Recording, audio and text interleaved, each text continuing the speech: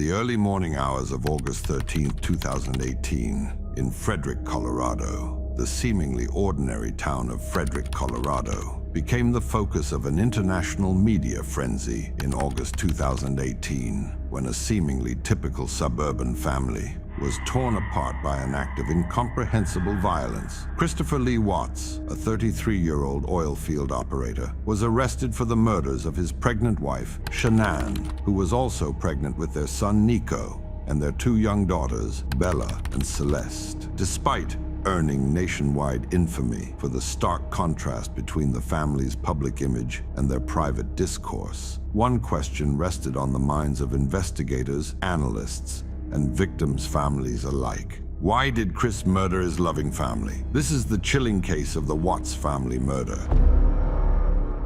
In 2018, Chris and Shanann Watts, locals of North Carolina, who had moved out to Colorado for Chris's job at a petroleum company, appeared to be living the American dream with their two daughters in the serene and picturesque town of Frederick. At 1:48 a.m. on Monday, August 13th, Shanann was driven home by a colleague, Nicole Atkinson, from a business trip to Arizona. Chris had been home with their daughters over the weekend, and all seemed well with the girls at home and Chris at work. However, mere hours would turn the quiet suburban life of the Watts on its head. Just later that day, Shanann and the girls would be reported missing by Atkinson after Shanann missed a doctor's appointment and failed to respond to messages. The police were called, and Chris initially played the role of a concerned husband. A Frederick police officer arrived to conduct a welfare check at about 1:40 p.m., where Chris would grant permission to search the home, and only the family dog would be found unharmed and alone. The officer would discover Shanann's purse containing her keys and her medicine, followed by her phone and her car in the garage, with the girls' car seats still in it. Disturbingly, the only trace of any potential lead to where Shanann could have gone was her abandoned wedding ring, left beside the couple's bed.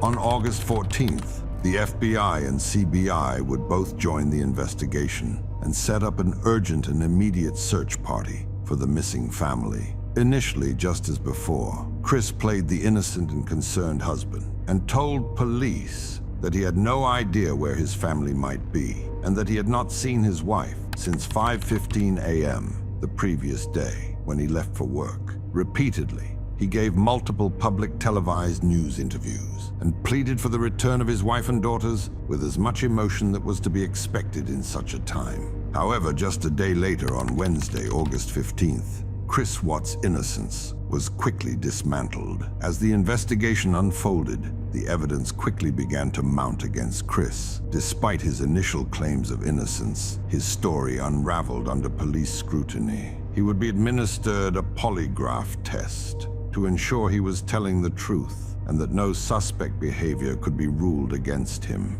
and he subsequently failed.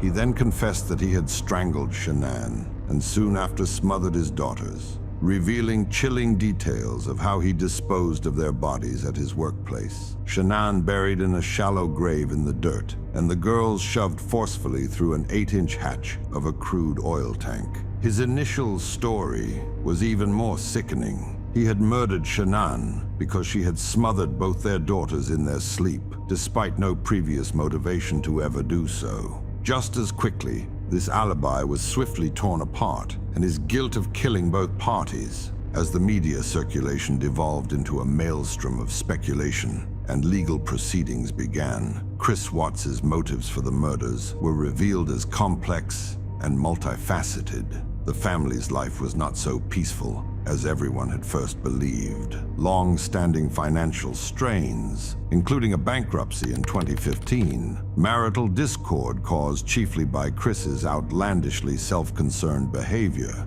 multiple hookups and escorts where Chris had dated his partners for months on end, and an ongoing affair and romantic relationship with a co-worker, which according to phone records had gotten quite serious, created a toxic mix that culminated in Chris attempting to take a far shorter and monstrous way out of his family life than divorce. Media coverage and public fascination with the case highlighted societal obsessions with crime and punishment, while expert analyses attempted to dissect Watts's psychological state and the dynamics of family annihilators. Watts himself eventually being dissected as an emotionally inadequate narcissist who often bottled up his stress, which contributed and inevitably led to the copious amounts of resentment, bitterness, and rage it took to commit the murders. Later that year, on November 6, 2018, Chris Watts pleaded guilty to multiple charges, including 3 counts of first-degree murder, 1 count of unlawful termination of a pregnancy, and 3 counts of tampering with a deceased body to avoid the death penalty.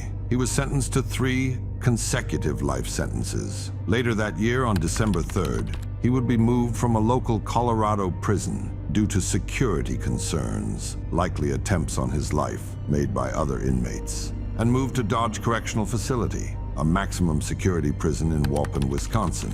He remains there to this day, continuing to serve out his sentence with significant amounts of fan mail, many negative and hateful, some highly erotic and obsessive. The Watts family case has prompted discussions on the signs of family violence, the psychological profiles of family killers, and the profound loss experienced by the surviving family members and community. If you enjoyed this video, kindly leave a like and subscribe. I look forward to seeing you in the next one.